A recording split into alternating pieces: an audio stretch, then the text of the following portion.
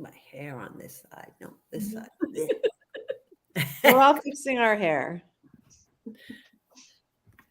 I think we're live and fixing our hair. How do we look? How do we look? Okay, everybody, we are here today for a conversation about bold parenting. And it might be a term that's being used now to mean something particular, but we're using it here to do for the obvious, for what the word means. When those moments arose where, you get that, at least I got this feeling in my body that I knew a fight was about to start, that my no was going to be underappreciated, and that I had to like weather a storm. And yes would just be bye, not even necessarily thanks, just bye, and it would be over. So my story, and everyone's going to share, and feel free to jump in, guys, but my story was, there was a party at someone's house. Two of my kids were in high school at the time, and we were friends with the parents, and we knew the parents were out of the country. And I didn't want them to go. I didn't want them to go to someone's house that had a hot tub and alcohol readily available and no parents in the country. And so I thought I was so clever. And I sat with my kid and I said, we really want to say yes to this. It sounds like so much fun. It just feels like bad parenting. And so that child said, no, I get it. And I was like, oh, did we win that one? Yay. It didn't quite go down that way, because I think sleeping on it and hearing that the other kids' parents were saying yes got it. Unfortunately, it did not die without a very big fight.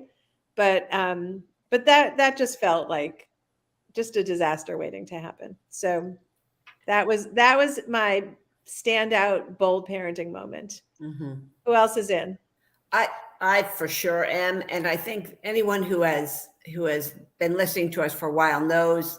So I've said it, when my kids were in high school, I was known as a sleepover ogre, because that was my bold stance. Was I didn't believe in sleepovers in high school, and I just felt it.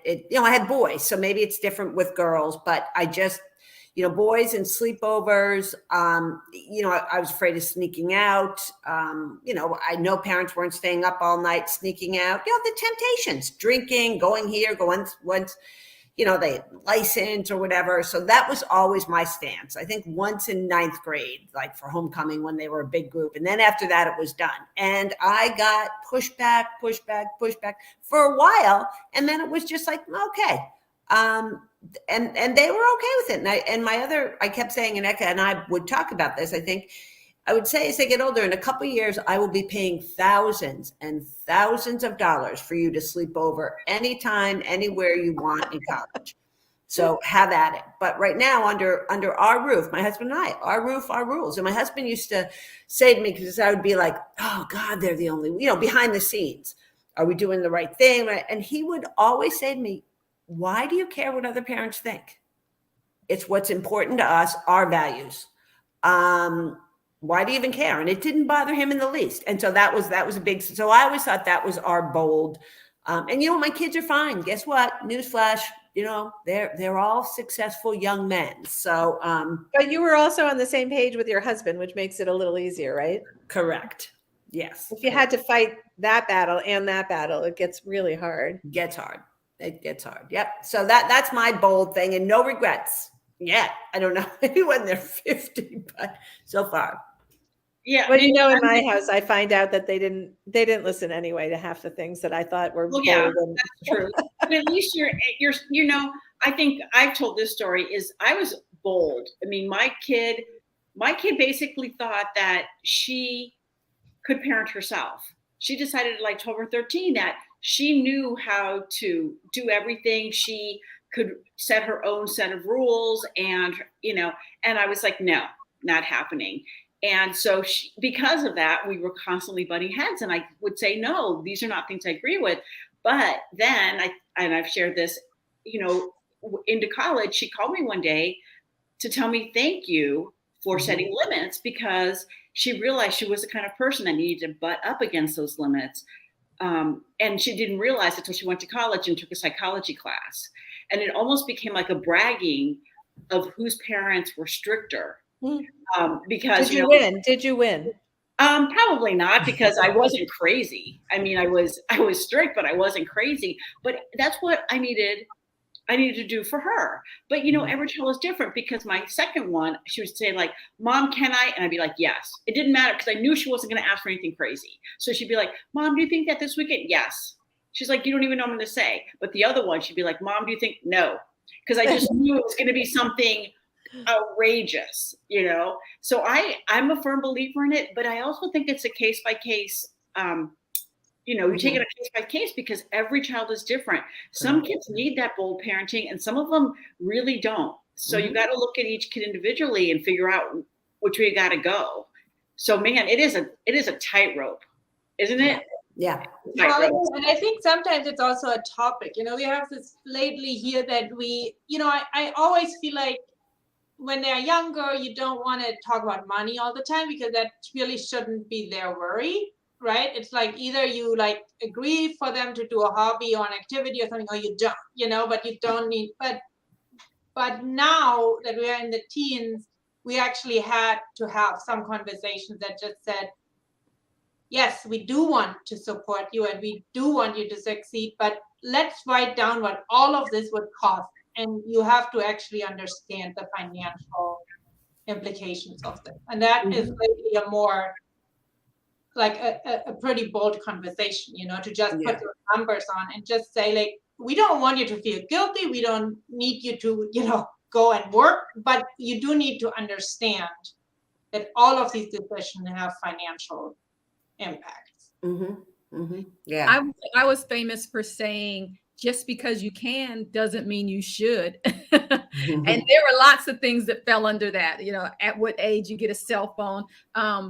For our youngest, it was the driver's permit. He wanted it the day he was eligible. And I told him no, because I told him, if you can't get out of bed for school on time and I have to come up the stairs to wake you, then you're not responsible enough to get behind the wheel of a car. So I delayed that. And that was a big deal. And, because everybody was getting, other parents just thought it was freeing them to give their kids the learner's permit. And I just thought, he's not ready for another responsibility.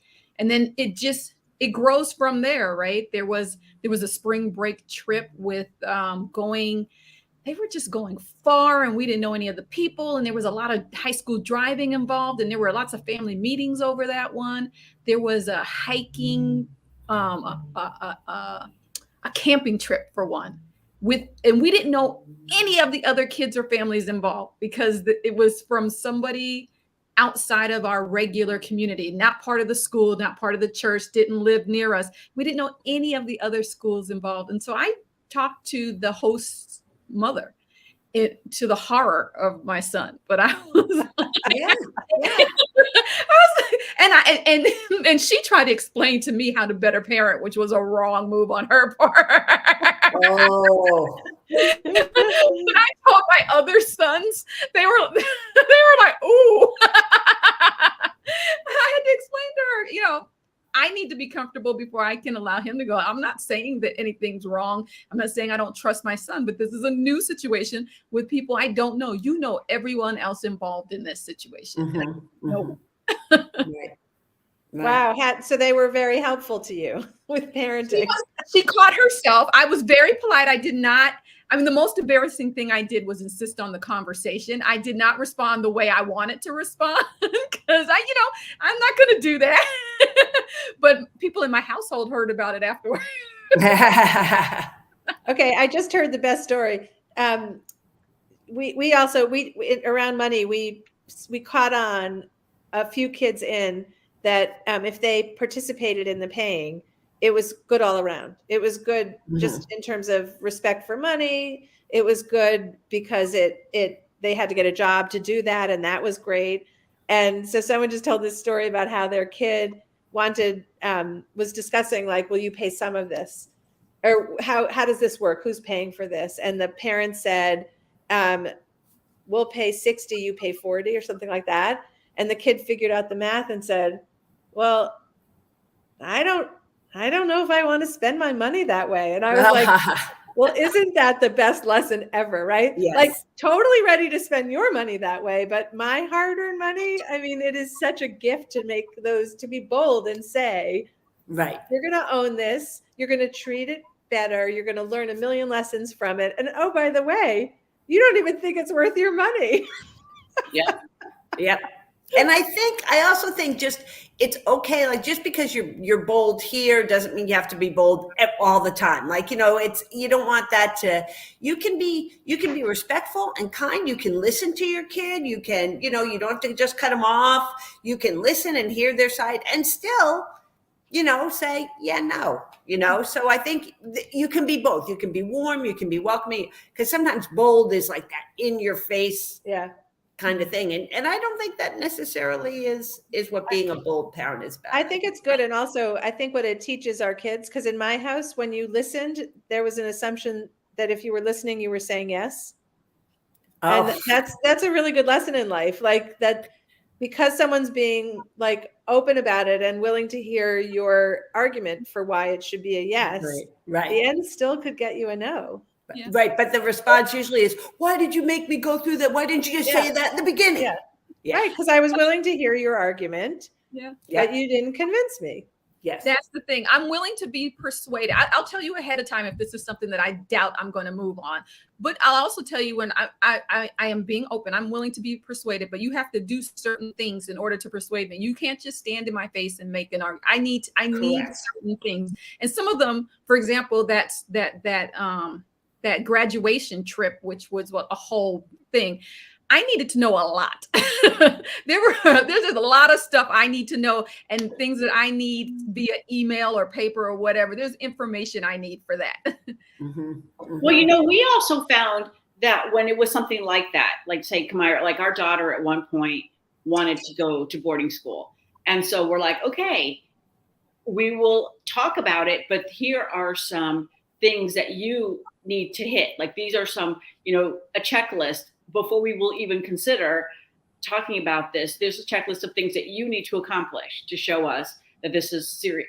And so when those things didn't get accomplished, she knew there was going to be no discussion, you know, because we had set those parameters up. Mm-hmm. Because instead of having that and then bringing all the other stuff to the table, we said, let's table this.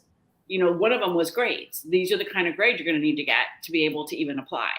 And so we waited to that first quarter and we had decided a GPA. And when she didn't hit that GPA, there was no more discussion. No, yeah. Yeah, the expectations were clear. So I just want to say this was a conversation of bold parenting, and we were loving, kind, many yeses parents in this in this conversation right now. We just were targeting those moments where having to do the hard thing, the tough thing was what we did in that moment. So thanks everyone for being here with us, and we will see you next week.